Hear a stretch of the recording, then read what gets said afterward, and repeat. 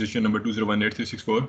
Firstly, let me make ourselves clear by letting you know that we have submitted a different project proposal of a game Tetris, but we were unable to implement it because of the misunderstanding of the complexity of that game, and moreover, we were unable to do it in the given deadline, as these are hard times on us due to the pandemic. So lately we have been working on another project, somewhat simple but equally logical. So the project which we are going to present today is a computer-based Ludo game having real-life complexities. And so let me start with the simulation and the working principle of that game.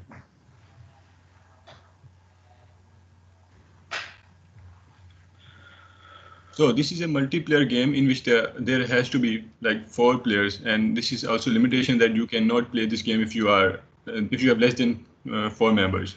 You cannot cheat in this game, as there is a rule that the game will only played in the clockwise direction, so you have to wait for your turn.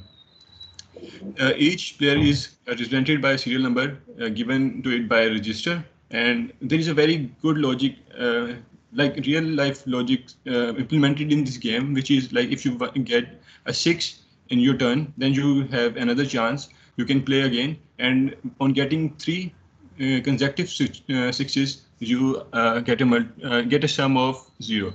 So now I will hand over this to Mr. Vase, who will explain the simulation. Assalamu alaikum, my name is Abdul Wase, and my registration number is 2018018. Here in front of you, you can see the PIC microcontroller. In fact, you can see the whole digital Ludo game. In the center is the PIC microcontroller. It's an 8-bit microcontroller with 52 pins. We have attached the 7-segment display with the D port, as you can see from here to here. And the 4 players are 4 corners. The R1, R2, R3, and R4, the 4 registers attached to the players, and the push buttons are there, as you can say, from where they do their moves.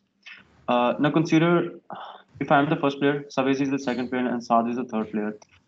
Savez and Saad cannot do their moves unless I have done my turn, and Saad cannot do his turn unless Savez has done his turn. So it's going to move in a clockwise manner. Now if I start, now if Savez tries to do his turn, he won't be able to. So if I start the simulation, so already started, Vase. It's already started. Okay, if I press the push button, the numbers will start circulating. If I again press the push button, it will stop. Now I got a 5. I've done my turn. Now we will move to Savez's turn, the second player turn. Now he'll press the push button, and then number will start circulating. He'll press it again, and he'll get a number. The game will move in this manner, and there are some rules to it. First rule I explained to you that no other player cannot do his turn unless the player before him has done his turn. The second rule is that if you get a 6, you get another turn, just like the real game. And if you get 3 sixes, your move is discarded, and the next player has to do. That is all from my side. Now handing over to Savez. Assalamu alaikum, sir. My name is Savez, reg number 2018324. Do you get the controls? Yes. Saad, open the code, please. Okay.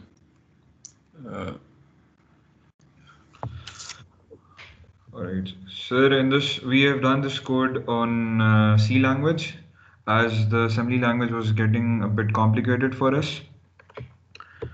So first we will set port D as 0, also as output. First turn will be of player 1, which has the variable RB0. We will be in this infinite loop unless the player pushes its button. As the player pushes the button, a signal is generated, and we come out of this loop as RB is no longer equal to 1. Then there's a delay of 1000 microseconds, and yes, again we set port D as 0. Then we will generate random numbers between 1 and 6, which with the function I'll show you later on. The generated number will be stored in variable A. If the player gets another 6, if a player gets a 6, we will enter this loop, for loop. If it doesn't, we will just the next player will have its turn. If the player gets a 6, we will enter this loop. In this loop, the player will have its turn again. The condition will be checked if the second player still gets the 6 on his dice, then we'll stay here in this loop again, and we'll have the third turn. If in the third turn he gets a 6, another 6, the port D will be 0 will be stored in port D as a foul generated. Same goes for all the players, similarly to RB2, then RB3, and so on. And then we have two functions: print random numbers, print randoms, and delay. In print randoms, we are generating a delay between these two arguments, which is 1 and 6, and the generated number will be returned where the function is called. Also, in this delay, we are generating a delay in if we generated a delay in 1000 microseconds, which will be generated from these two loops. Thank you. This is all from our side.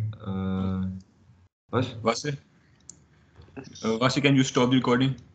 Okay. Thank you, sir. Love us. Thank you.